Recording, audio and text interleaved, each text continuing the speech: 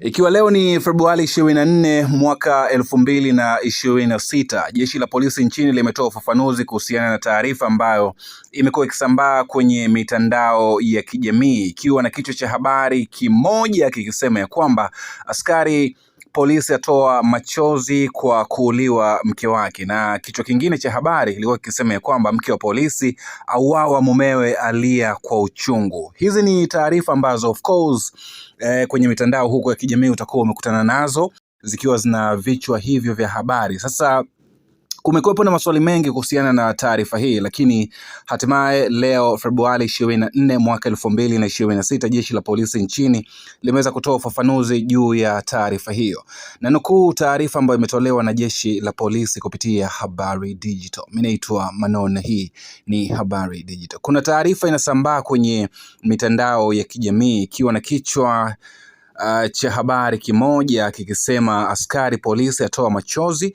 kwa kuuliwa mke wake, na kingine kikisema mke wa polisi auawa, mumewe alia kwa uchungu. Jeshi la polisi ili kuondoa upotoshaji na taharuki kwa wananchi ambayo imesababishwa na aliyeandaa au walioandaa taarifa hiyo na kuisambaza, ni kwamba hilo lilikuwa ni tukio la mauaji lililotokea Machi 7, 2023 katika mtaa wa National Housing Rwamisenyi mkoani Kagera. Aliyeuawa alikuwa ni Khadija Ismail ambaye alikuwa mke wa David Dominic Nyaka, mwenyekiti wa mtaa huo wa National Housing Rwamisenyi.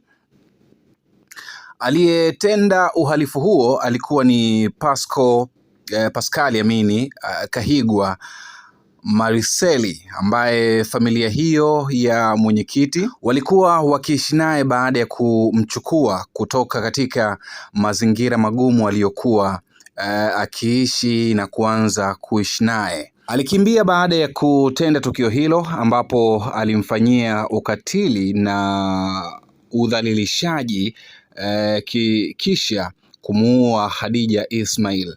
Baadaye alikamatwa na kufikishwa mahakamani Januari 1 mwaka 2025 alipokana na hatia ya kuua bila kukusudia na kuhukumiwa kifungo cha miaka 10 jela. Walioandaa na kusambaza taarifa hiyo baada ya kutunga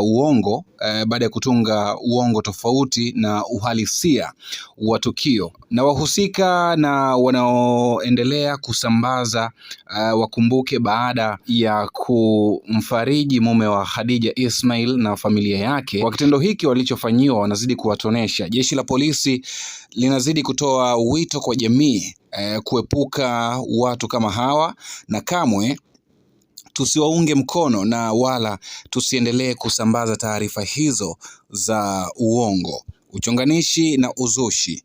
Hii imetolewa na msemaji wa jeshi la polisi makao makuu ya polisi Dodoma, Tanzania. Hii ni taarifa ambayo imetolewa Februari 24 mwaka